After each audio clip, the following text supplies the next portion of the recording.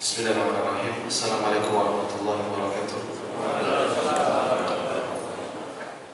Jamaah yang semua dirahmati Allah SWT, pada pagi hari ini kita akan membahas suatu tema yang sangat penting, tema yang cukup diberikan perhatian, bahkan sangat diberikan perhatian oleh agama kita, itu berkaitan dengan agama Islam, itu berkaitan dengan akhlak Islam seseorang. Di antara bukti bahwasanya Islam sangat perhatian dengan akhlak ini, kita lihat dalam sebuah hadis, ternyata Nabi SAW itu menjadikan standar keimanan seseorang itu bisa dilihat dari akhlaknya. Dalam hadis Nabi SAW bersabda, "Akmalul mu'minina imanan ahsanuhum khuluqan." Kata Nabi SAW, orang yang paling sempurna keimanannya itu orang yang terbaik akhlaknya. Wa khiyarukum khiyarukum li ahli. Kemudian Nabi contohkan, sebaik-baik kalian itu adalah orang yang paling terbaik bagi keluarganya. Dari hadis ini jamaah yang semoga Allah SWT, kita sadar bahwasanya ternyata keimanan dan akhlak itu satu kesatuan. Saya ulang, dari sini kita sadar bahwasanya keimanan dan akhlak itu adalah satu kesatuan. Menjadi permasalahan problematik di kehidupan masyarakat kita, sebagian orang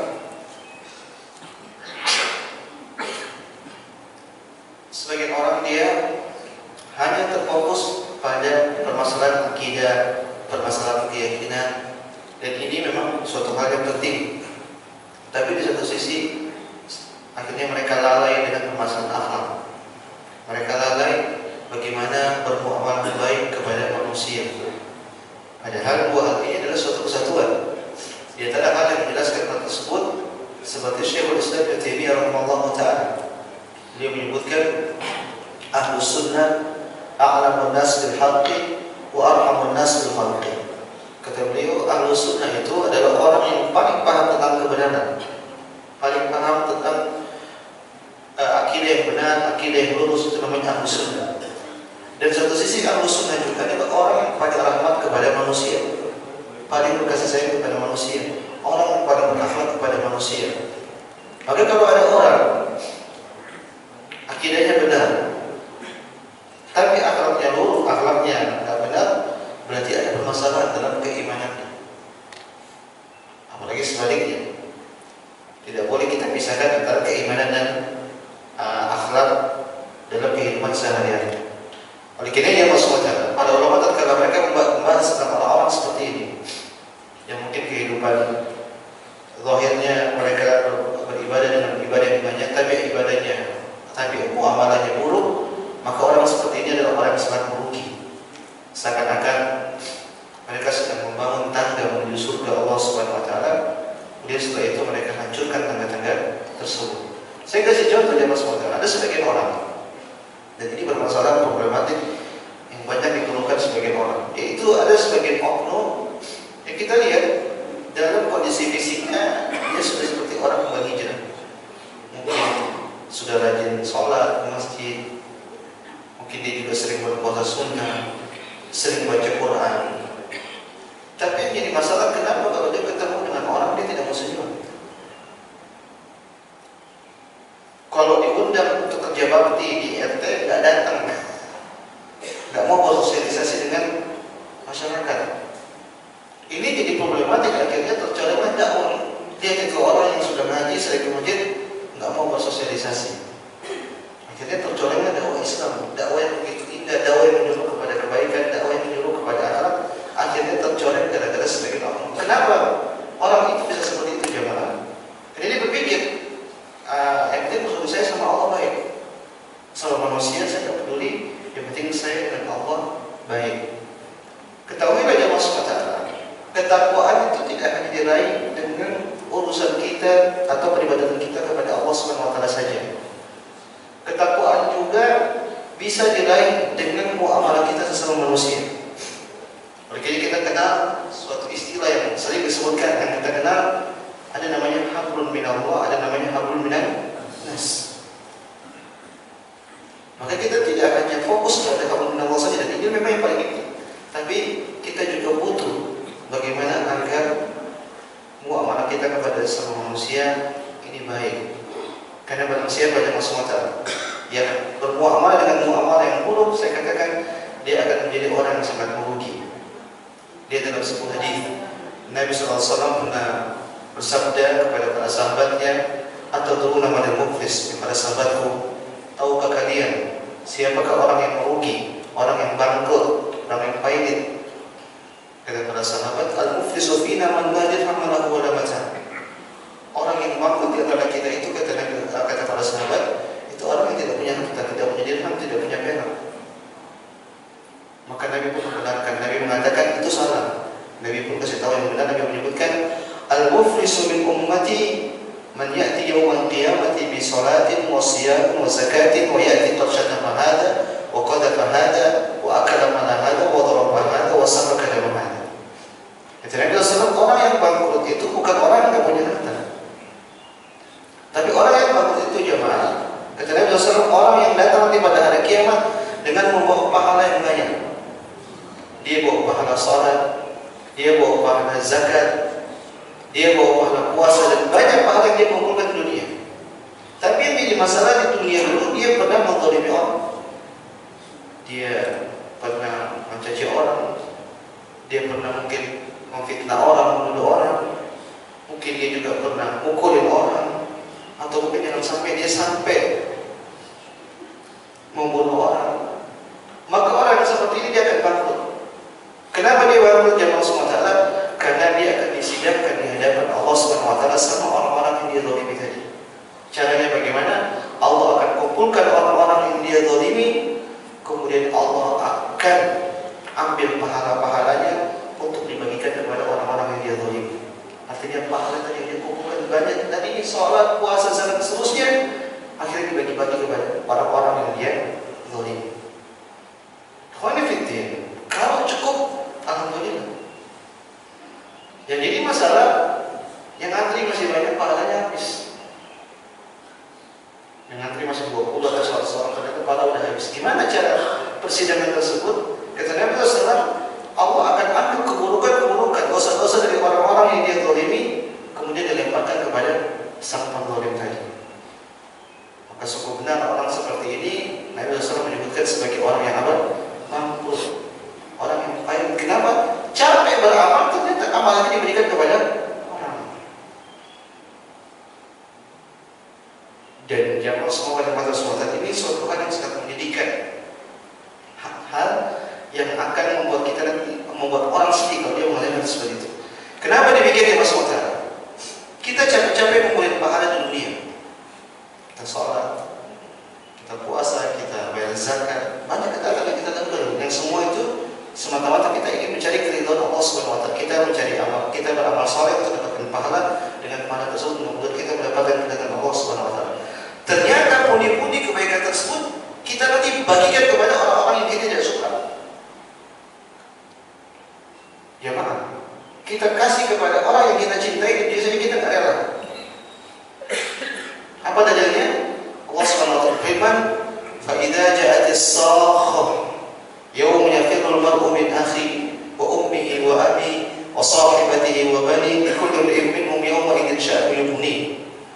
Kata Allah SWT, pada hari kiamat nanti seseorang itu lari dari keluarganya, dia lari dari ayahnya, dia lari dari ibunya, dia lari dari anaknya, dia lari dari istrinya, dari siapapun dia lari. Kenapa? Kata Allah, likulli imri'in minhum yawma idzin sya'nun yughnihi. Masing-masing setiap orang akan menyibukkan dirinya untuk bagaimana agar dia bisa selamat. Kalau kita baca penjelasan para ahli tafsir jemaah, mereka menyebutkan salah satunya mereka kabur dari orang-orang. Kenapa? Mereka tidak mau pahalanya diambil sama orang. Mereka tidak mau pahalanya diambil sama ibunya, sama bapaknya, sama anaknya, sama istrinya. Padahal ini orang-orang yang paling mereka cintai di dunia. Ya tidak? Kita kan sangat cinta sama ibu kita, sama ayah kita, sama anak kita, sama istri kita. Kita sangat cinta. Tapi nanti pada hari kiamat kita nggak mau pahala kita diambil sama mereka. Dan saat kita sangat sadar, kita punya kewajiban yang banyak kita lalai untuk kita berikan kepada mereka. Artinya banyak hak yang mereka lakukan yang mereka harus raih dari kita tidak berikan. Dan ini nanti ada pertanggungjawabannya pada hari kiamat. Kita nggak mau pahala kita yang kita ambil, kita raih, capek dikasih kepada orang kita cintai. Tapi nanti pada hari kiamat kalau kita tolimi orang jamaah, itu pahala diambil sama orang kita tolim. Bayangkan ya, kalau kita tolimi orang, kira-kira kita cinta tidak sama dia? Bisa, kita gibahi orang. Kira-kira kita suka sama orang itu tidak? Enggak lah. Namanya gibah kan kita menjelek-jelekan dia. Itu nanti orang ambil pahala kita. Menyedihkan. Ibu kita yang kita cintai, dia ambil aja kita nggak mau. Apalagi yang ambil orang yang kita gibahi. Ini salah satu dampak buruk jemaah bagi orang yang memiliki akhlak yang buruk. Oleh karena dia masuk mata. Pembahasan tentang akhlak ini bukan pembahasan sepele sebenarnya. Bukan pembahasan yang kayaknya pembahasan ringan, enggak. Akhlak ini pembahasan yang perlu diperhatikan. Karena sering kita mendengar berbagai macam akhlak, tapi kita tidak praktekkan. Itu nanti akan menjadi bumerang bagi kita jemaah. Wal Qur'anu hujjatun laka aw 'alaik. Dan ilmu yang kita pelajari, Al-Qur'an yang kita pelajari itu akan menjadi pembela kita atau justru sebagai menjadi bumerang membuat kita. Oleh karena dia masuk mata. Saya pagi hari ini saya akan mengumpulkan atau membacakan hadis-hadis kepada diri saya pribadi juga kepada bapak sekalian tentang bagaimana pentingnya kita mempelajari akhlak supaya kita fokus ya, supaya kita perhatian sama akhlak. Tidak perlu kita hadir dengan dalam kajian-kajian yang membahas tentang akhlak. Kenapa tidak lain sebenarnya untuk memperbaiki diri kita sendiri jemaah, untuk memperbaiki diri kita sendiri agar kita mencari keridhaan Allah Subhanahu Wa Taala.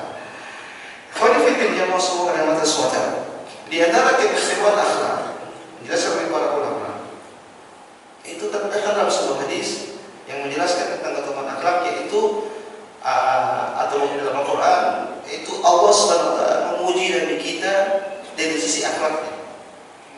Allah memuji Nabi kita dari sisi apa? Akhlak.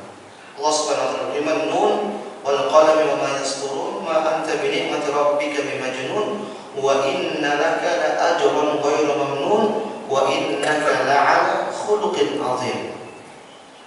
Pada ayat tersebut Allah SWT mengatakan wa innaka la'ala khuluqin 'azim. Wahai Muhammad, sungguh engkau berada di atas akhlak, di atas budi pekerti yang sangat agung, yang sangat mulia. Ini ayat yang Allah SWT wa innaka la'ala khuluqin 'azim. Kalau kita bedah, di situ sangat banyak penekanan. Wa inna la'ala, itu semua ada penekanan, ada dua penekanan minimal. Yang kata para ulama berarti ini penegasan benar-benar Allah itu sedang memuji Nabi SAW dari sisi apa? Di antara ayat yang lain Allah SWT memuji Nabi SAW. Allah pernah bersumpah dengan umur Nabi SAW. La'amruka innahum lafi safratihim ya'mahun. Demi umurmu, kata Ibnu Abbas, wa bihayatik, dan demi kehidupan Muhammad sallallahu alaihi wasallam. Yang kata para ulama, Allah tidak pernah bersumpah dengan umur manusia kecuali dengan umur Nabi Muhammad sallallahu alaihi wasallam. Kenapa demikian dia, Pak? Karena umur Nabi itu berkah. Berkah di sini maksudnya menjadi uswah hasanah bagi manusia. Jadi secara aspek kehidupannya bisa ditiru. Yang ini tidak terjadi pada manusia-manusia lainnya. Ini hanya khususan pada Nabi Muhammad SAW. Dikira dia masuk kita kalau ingin mencari keteladanan, semua ada pada Nabi sebenarnya. Atau mau cari keteladanan seorang pemimpin, Nabi teladan. Atau mau cari keteladanan seorang bos yang baik, Nabi teladan.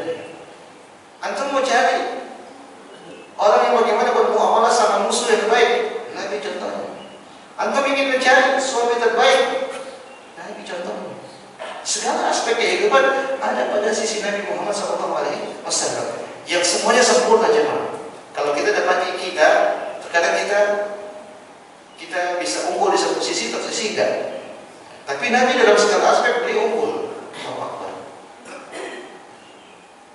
Akhirnya para ulama tatkala mereka bicara tentang akhlak Nabi, mereka menyebutkan akhlak Nabi itu mukjizat.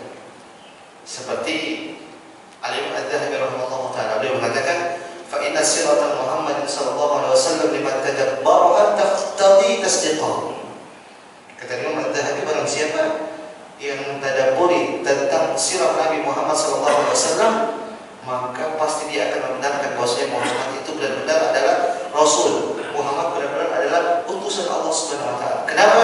Enggak mungkin ada orang bisa seperti Muhammad sallallahu alaihi wasallam karena terlalu sempurna akhlak. Karena masalah dari sisi ini, maka kita harus perhatian sama akhlak. Artinya gini, Allah memuji Nabi karena akhlaknya. Maka kalau kita ingin juga dipuji sama Allah Subhanahu wa taala, harusnya kita juga memiliki akhlak yang baik. Ini poin pertama. Allah memuji Nabi SAW karena apa? Akhlak. Nanti insyaallah di akhir kalau masih ada waktu, saya akan singgung beberapa akhlak Nabi Muhammad SAW. Hal kedua, jemaah yang semoga dalam semua cara, di antara kenapa kita harus perhatian sama akhlak? Karena akhlak ini adalah salah satu tugas atau tujuan di mana Allah mengutus Nabi kita Muhammad sallallahu alaihi wasallam. Dalam sebuah hadis Nabi sallallahu alaihi wasallam bersabda, "Innama bu'itsu liutammima makarimal akhlaq." Kata Nabi sallallahu alaihi wasallam, tidaklah aku diutus oleh Allah Subhanahu wa taala kecuali untuk menyempurnakan akhlak. Khawanifiddin, di sini kalau kita baca seakan-akan tadad, kontradiksi dengan tujuan diturunkannya Nabi SAW. Apa tujuan utama diturunkannya Nabi? Menyampaikan tauhid, supaya orang tidak berbuat kesyirikan, supaya orang hanya beribadah kepada Allah Subhanahu wa taala. Karena di zaman Nabi akhlak itu sudah ada, tapi yang menjadi fokus utama itu tauhid. Bagaimana supaya orang hanya beribadah kepada Allah Subhanahu wa taala. Ya, di Ka'bah berbagai macam berhala di zaman itu. Mereka beribadah kepada berhala-berhala. Maka Allah pun mengutus Nabi untuk membereskan semua permasalahan tersebut. Ternyata salah satu aspek tugas Nabi juga memperbaiki akhlak. Karena Nabi menyebut tadi, aku diutus untuk menyempurnakan akhlak. Para ulama mereka menegaskan di sini, jemaah, berarti kalau Nabi diperintahkan untuk menyempurnakan, berarti akhlak itu sudah ada sebenarnya. Sebelum Nabi menjadi Nabi, itu sudah ada akhlak di sekitar orang-orang Quraisy. Nabi datang sebagai orang yang menyempurnakan akhlak yang sudah ada. Oleh karena yang di Jawa kita dapati akhlak di zaman jahili itu tidak ada. Contoh misalnya orang-orang jahili, orang-orang Quraisy itu mereka sangat setia kawan. Bahkan setia kawan mereka itu sampai berbau kepada hal yang konyol, membela teman, membela kawan. Mereka sangat luar biasa. Di antara akhlak yang ada pada mereka itu mereka adalah orang-orang yang sangat memuliakan tamu. Memuliakan tamu, luar biasa. Mereka dalam riwayat mereka itu kalau ada tamu mereka langsung nyembelih kambing jemaah. Kalau kita ada tamu kita ke siapa?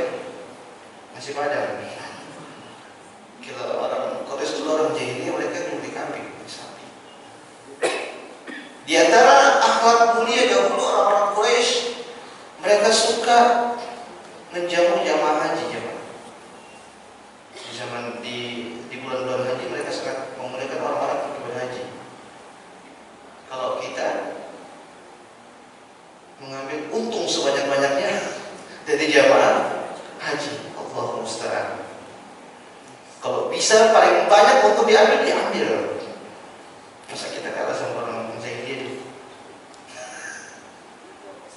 Khawanifiddin jamaah semata. Di sisi lain ternyata di sana juga ada akhlak buruk.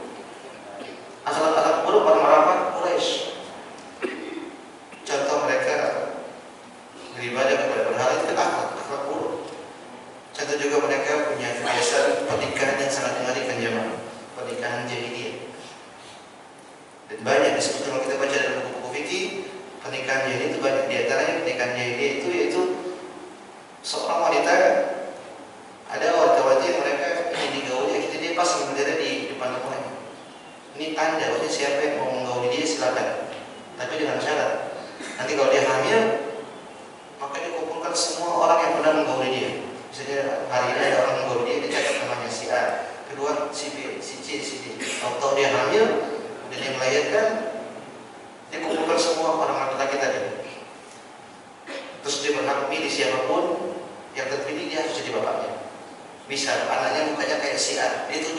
kunci jadi bapaknya, harus terima.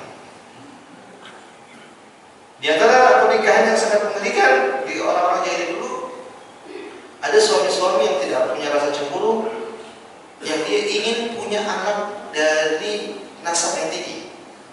Akhirnya dia suruh istrinya untuk berzina, bergaul dengan orang-orang memiliki nasab tinggi, supaya nanti hamil punya anak dari keturunan orang yang punya jabatan atau orang punya nasab yang mengerikan.